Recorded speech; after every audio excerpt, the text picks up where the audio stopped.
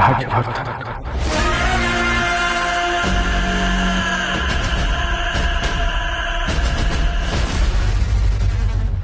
ನೀನು ದೊಡ್ಡ ತಪ್ಪು ಮಾಡ್ತಾ ಇದೀಯಾ. ನನ್ನ ಆಸ್ತಿಗೋಸ್ಕರ ನೀನು ಹೀಗೆ ಮಾಡೋದು ಸರಿ ಇಲ್ಲ. ಬೇಡ ರಾಜ, ಈ ತಪ್ಪು ಮಾಡಬೇಡ. ನೋಡು, ನನಗೊಬ್ಬ ಮಗ ಇದ್ದಾನೆ ಅನ್ನೋದು ನಿನಗೂ ಗೊತ್ತು. ಅವನು ಒಂದಲ್ಲ ಒಂದಿನ ಬಂದೇ ಬರ್ತಾನೆ.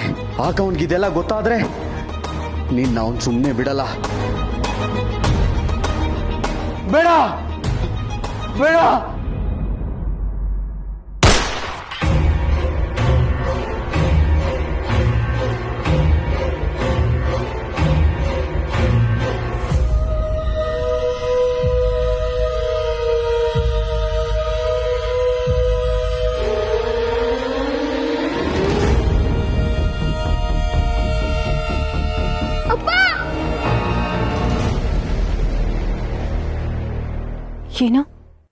ಏನು ಹೇಳ್ತಿದ್ದೀರಾ ನೀವು? ನಾನು ನಮ್ಮ ಅಮ್ಮನಿಂದ ದೂರ ಆಗೋಕೆ, ನಮ್ಮ ತಂದೆಯವರು ಆಸ್ತಿನೆಲ್ಲ ಕಳ್ಕೊಳ್ಳೋಕ್ಕೆ, ಇಡೀ ಜೀವನ ನನಗೆ ನಮ್ಮ ತಂದೆ ತಾಯಿಯವರು ಪ್ರೀತಿ ಸಿಗದೆ ನಾನು ಬರೋಕ್ಕೆ ಕಾರಣ ರಾಜವರ್ಧನ್.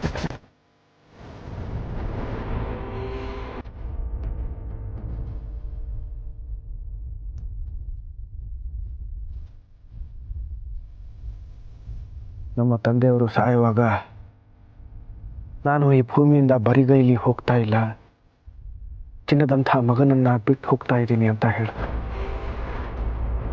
ಅವನೇ ಮತ್ತೆ ಎಲ್ಲನೂ ಕಳಿಸ್ತಾನೆ ಅಂತ ಗರ್ವದಿಂದ ಹೇಳಿ ಹೋದ್ರು. ಅವರು ಸಾಯೋದನ್ನು ನಾನು ಕಣ್ಣಾರೆ ನೋಡಿದೆ.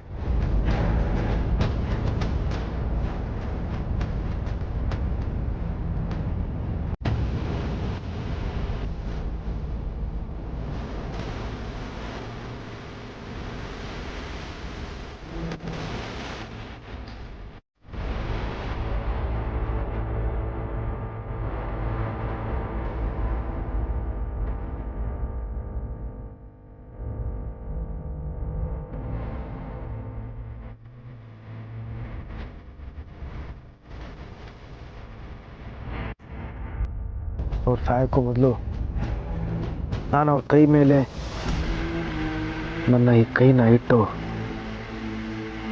ನಾನು ಪ್ರತಿಜ್ಞೆ ಮಾಡಿದೆ. ಅಲ್ಲಿವರೆಗೂ ನನ್ನ ಕಣ್ಣಿಗೆ ವೈರಿ ಆಗಿದ್ದ ನಮ್ಮ ತಂದೆಯವರ ಆ ಸ್ಥಿತಿಗೆ ಕಾರಣ ಯಾರು ಅಂತ ಗೊತ್ತಾದ ಮೇಲೆ ರಾಜವರ್ಧನ್ನೇ ನನ್ನ ವೈರಿ ಅಂತ ನಾನು ತೀರ್ಮಾನಿಸಿದೆ. ನಮ್ಮ ತಂದೆಯವರಿಂದ ಎಲ್ಲನೂ ಕಿತ್ಕೊಂಡು ರಾಜವರ್ಧನ್ ಆಗಿ ಮೆರೆತಿದ್ದ ಆತ. ಆದರೆ ನಿಜವಾದ ವರ್ಧನ್ ನಾನು. ವರ್ಧನ್ ಮನೆತನ ನಂದು.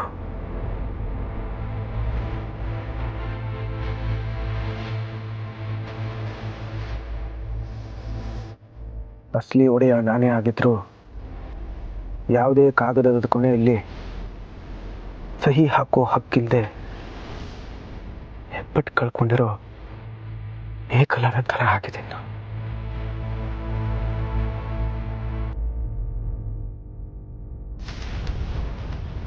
ಆಗಲೇ ನೀನು ನಿಮ್ಮ ಕೋಪನ ಸರ್ ಅಂತ ಕೇಳಿದೆ ಅಲ್ಲ? ಹೌದು, ನನ್ನ ಕೋಪನೇ. ನನ್ನ ಮೇಲೇನೆ ಕೋಪ. ಪ್ರತಿ ಅಗಳು ಗಂಟಲು ಇಳಿಯುವಾಗ ನಾನೆಂಥ ಕೈಲಾಗ್ದವನು ಅಂತ ನೆನಪಿಸುತ್ತಲ್ಲ, ಅದಕ್ಕೆ ನನಗೆ ನನ್ನ ಮೇಲೆ ಕೋಪನೇ. ನಾನು ಧರ್ಮಕ್ಕೆ ವಿರೋಧವಾಗಿ ಏನೂ ಮಾಡದೇ ಇದ್ರು ನನ್ನ ಜೀವಕ್ಕಿಂತ ಹೆಚ್ಚಾಗಿ ಪ್ರೀತಿಸೋ ನನ್ನ ಹೆಂಡತಿ ಕಣ್ಣಲ್ಲಿ ನಾನು ಅಪರಾಧಿಯಾಗಿ ಕಾಣ್ತೀನಲ್ಲ, ಅದನ್ನು ನೆನೆಸ್ಕೊಂಡ್ರೆ ನನಗೆ ನನ್ನ ಮೇಲೆ ಕೋಪನೇ. ಗೆರೆಯಿಂದ ಆಚೆ ಹೋಗಿ ಅವ್ರ ಅಖಾಡದಲ್ಲಿ ನಿಂತಿದ ತಕ್ಷಣ ದೃಷ್ಟಿಕೋನ ಬದಲಾಯಿತು ಅಂತ ಹೇಳಿದ್ರಲ್ಲ ಸರ್.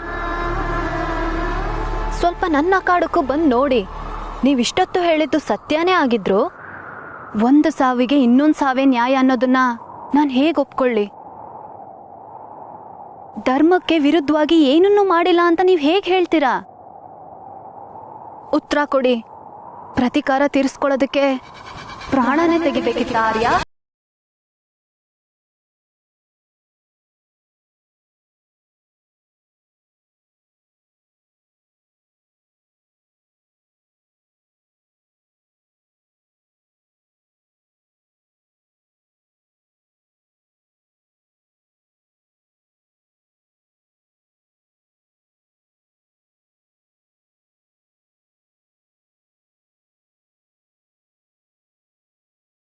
ಕಲವ್ಯ ಅಲ್ಲ, ಪ್ರತಿಕಾರದ ಹೆಸರಲ್ಲಿ ಸ್ವಾರ್ಥ ಮೆರೆಯೋ ಕೌರವ.